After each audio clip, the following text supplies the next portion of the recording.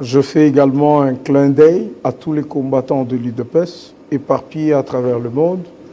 Et aussi, je salue le secrétaire général de mon parti, Augustin Kabouya, qui est dans ses périples en train de sensibiliser la base, en train de veiller la conscience de nos combattants, en train de redynamiser le parti, parce qu'en 2023, nous nous préparons de manière conséquente aux élections à venir. Bendele TV. Mais dans le cas du Lualaba, c'est un cas qui est tout à fait différent. Il n'y a jamais eu une motion qui avait été votée contre Mouyej Manganzmes. Il n'y a pas eu non plus un acte contraire, ça veut dire une ordonnance du président de la République qui remettait en cause le gouverneur Mouyej Manganzmes. Il faut le dire. Je crois que le gouverneur Mouyej a déserté de ses fonctions. Il ne veut plus rentrer au Lualaba.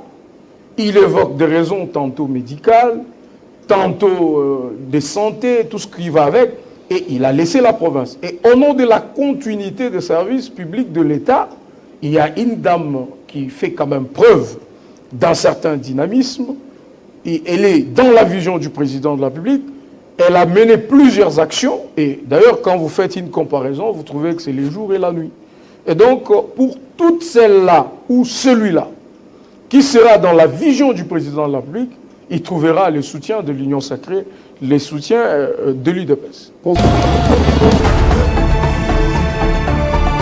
Bendele TV. C'est un choix qu'il a pris de faire la désertion, de refuser de rentrer là où il est gouverneur. Certainement parce qu'il a des démêlés avec la justice, c'est connu.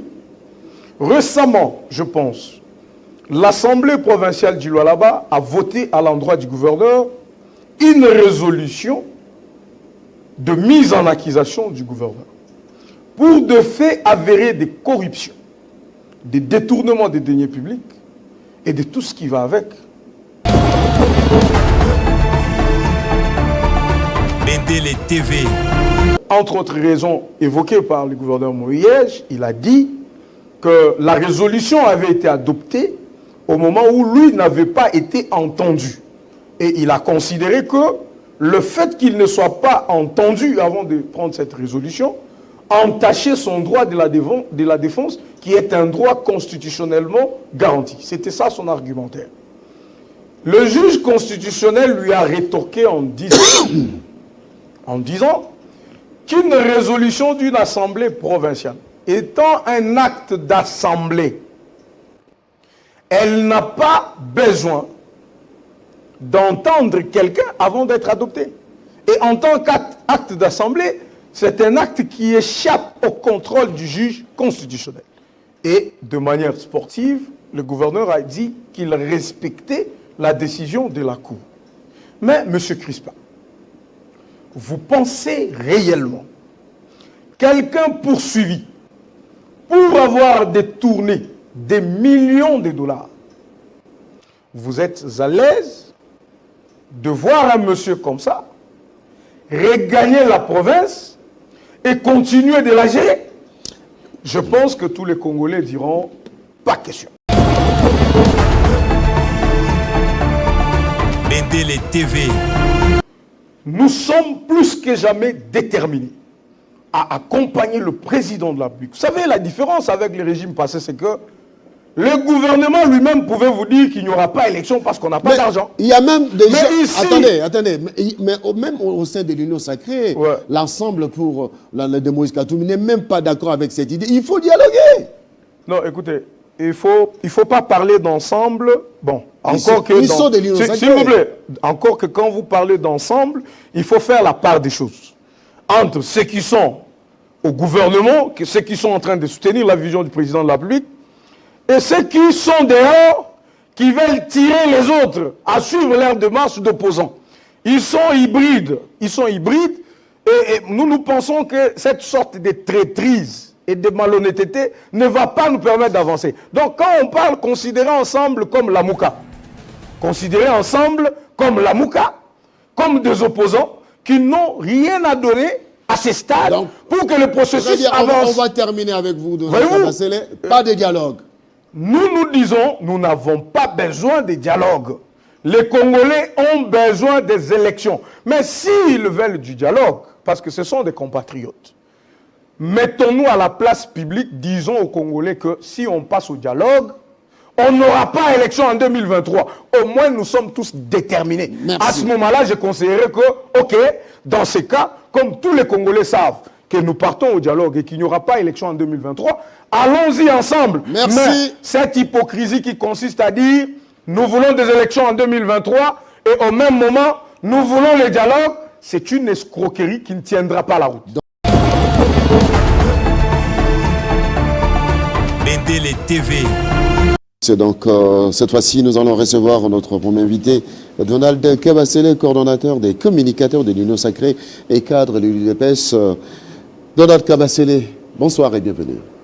Bonsoir, Monsieur Crispa, bonsoir aussi à 2 millions de téléspectateurs qui nous suivent en ce moment. Je fais également un clin d'œil à tous les combattants de l'UDPS éparpillés à travers le monde. Et aussi, je salue le secrétaire général de mon parti, Augustin Kabouya, qui est dans ses périples en train de sensibiliser la base, en train de veiller la conscience de nos combattants, en train de redynamiser le parti, parce qu'en 2023, nous nous préparons de manière conséquente aux élections à venir.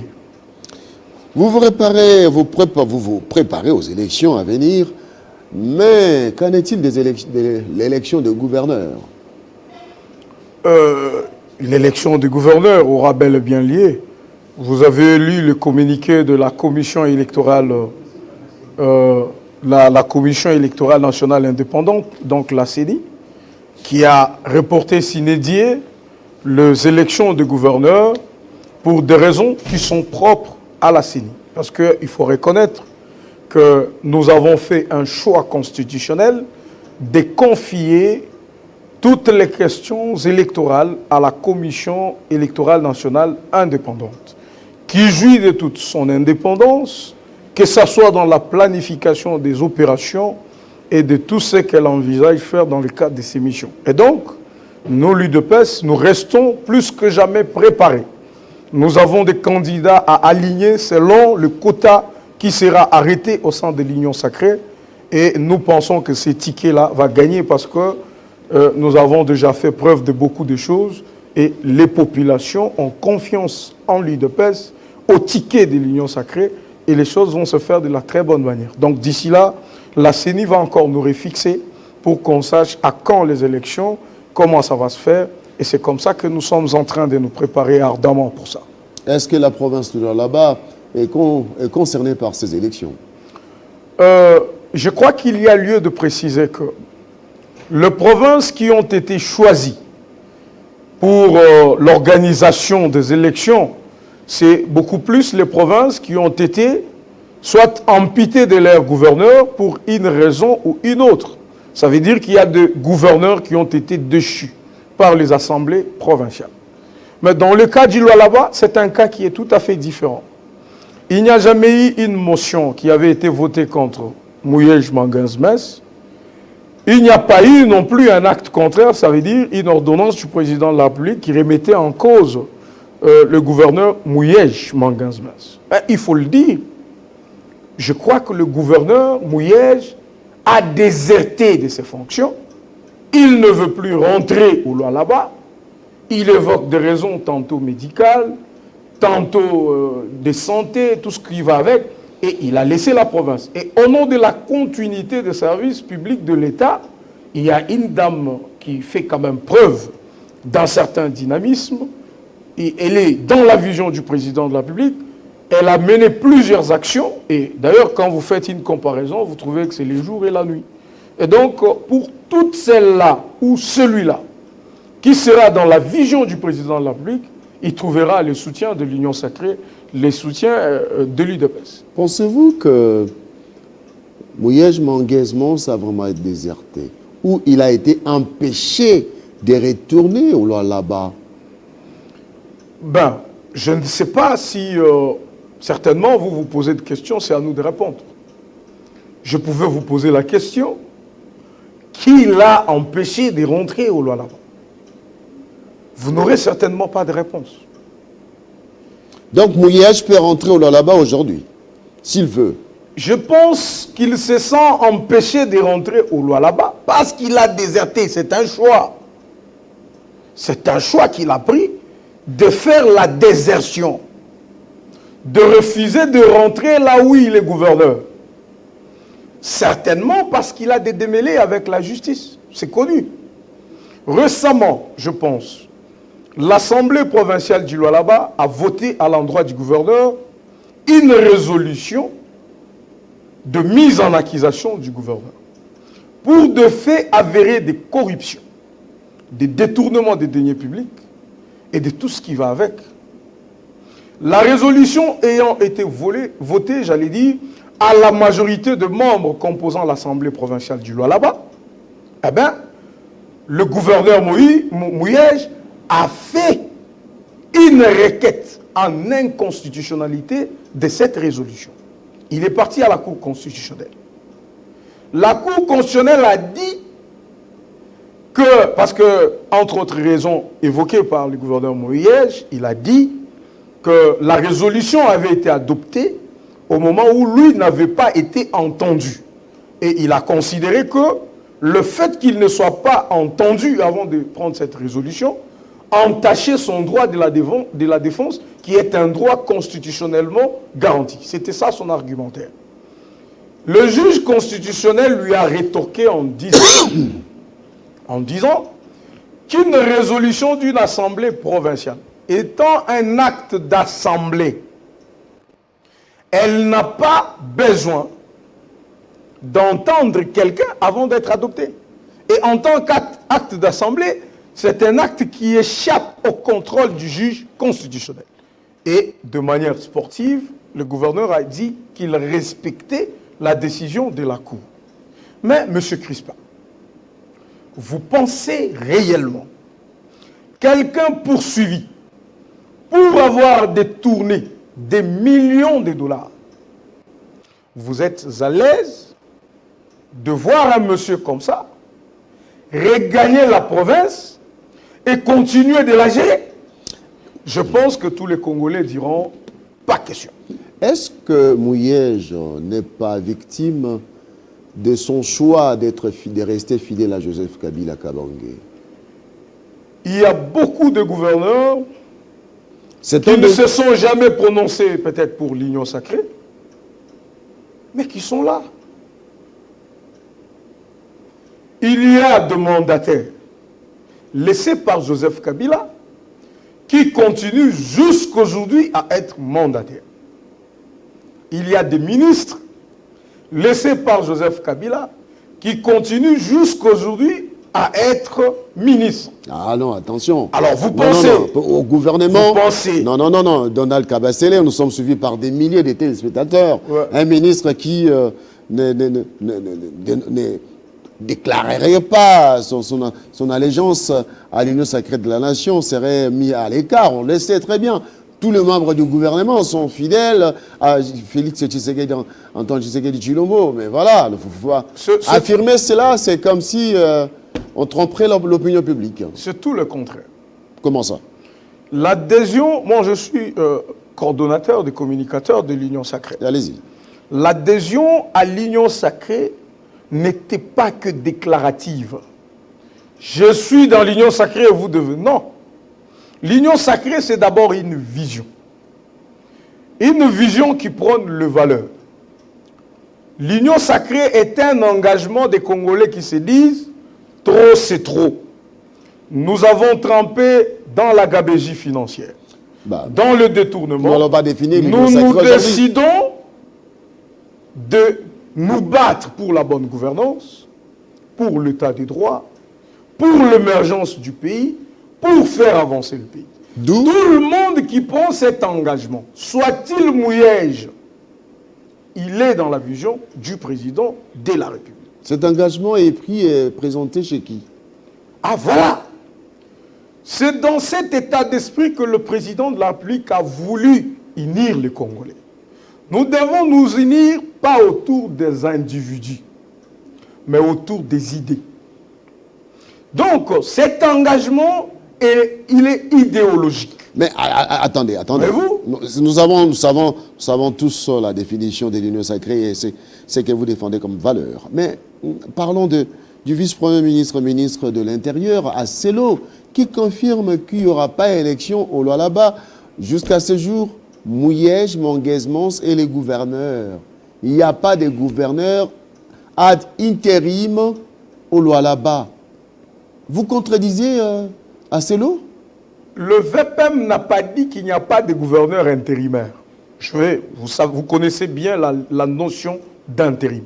Et je me dois d'expliquer pour faire comprendre au public.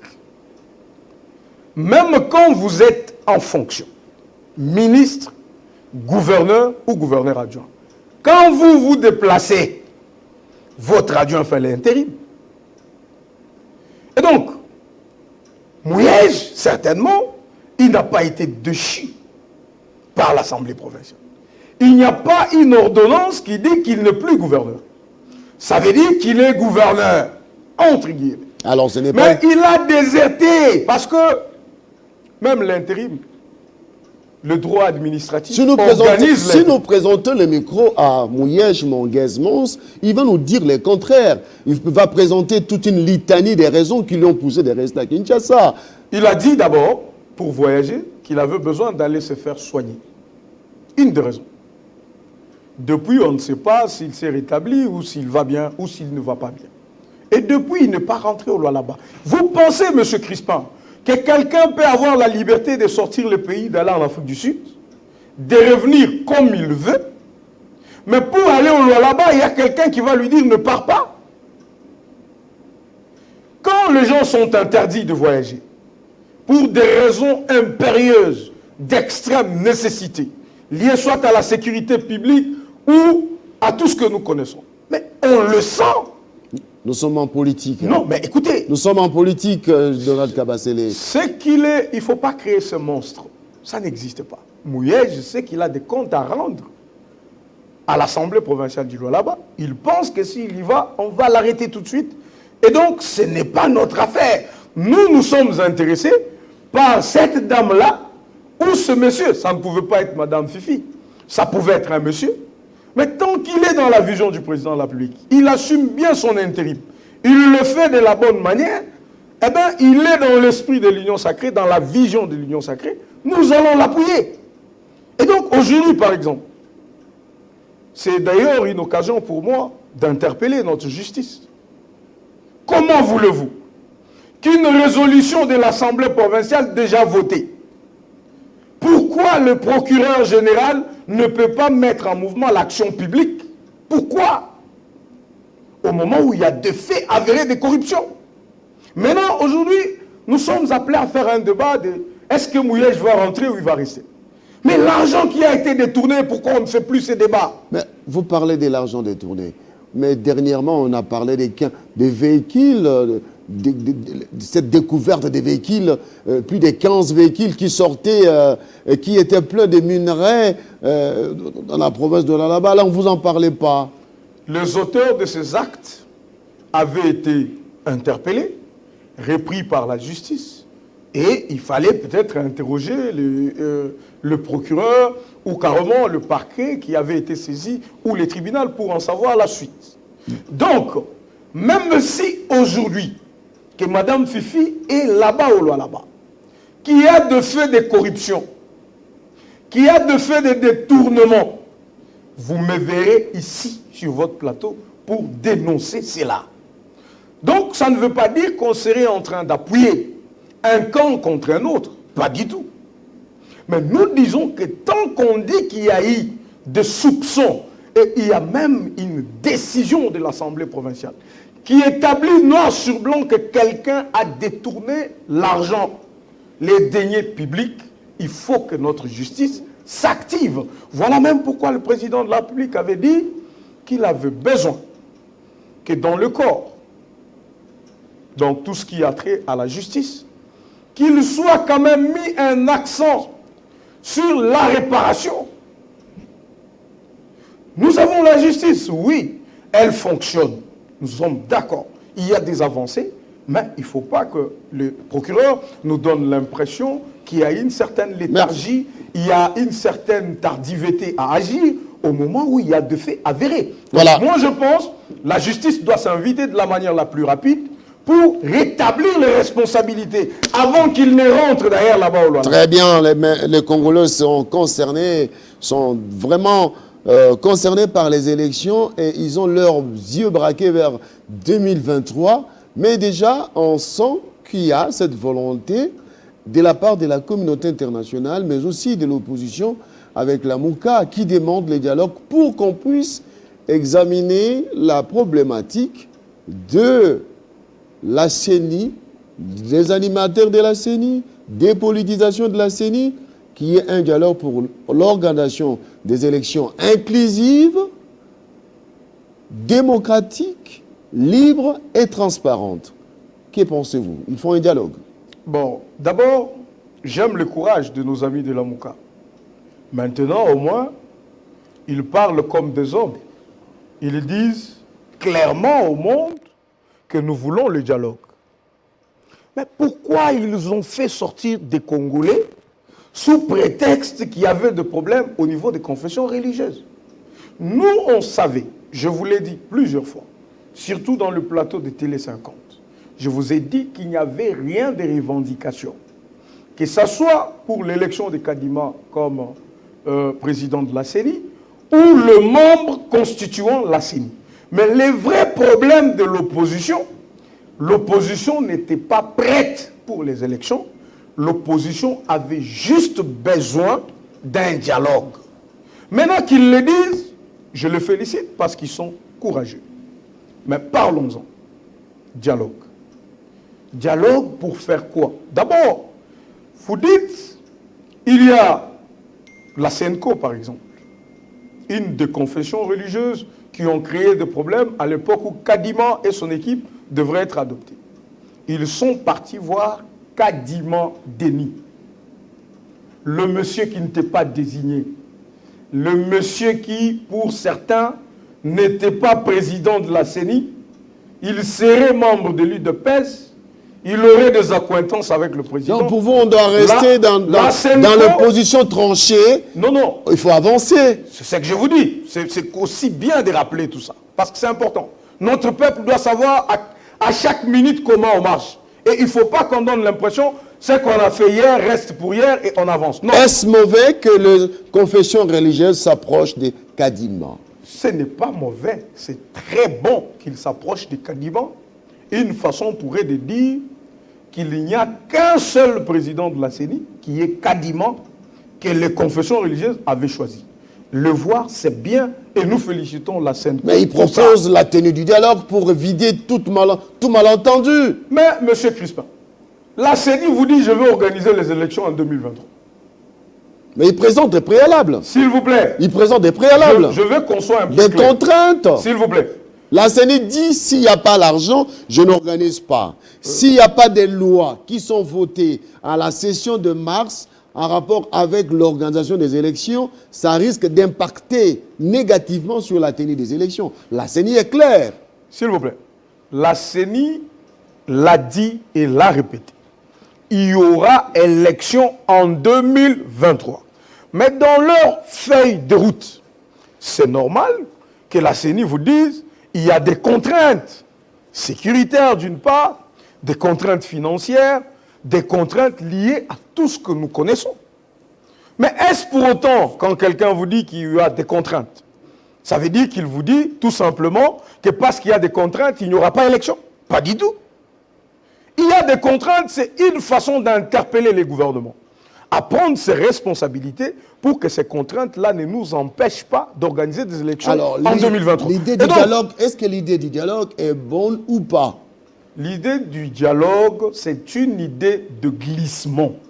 Je l'ai dit, et vous ne voulez pas les glissements. Souligne. Vous ne voulez pas les glissements. Il ne faut pas que les opposants au régime, il ne faut pas que ceux qui sont contre les régimes nous poussent à la faute. S'ils ont besoin réellement qu'il y ait élection en 2023, accompagnons la CENI et les gouvernements de la République qu'on ait des élections en 2023. Ou sinon, il faut qu'ils disent clairement au peuple congolais, nous ne voulons pas des élections en 2023, nous voulons qu'on organise un dialogue qui nous permet de glisser au-delà de 2023. Ça sera honnête. Aujourd'hui, la CENI vous dit, j'ai un problème de timing.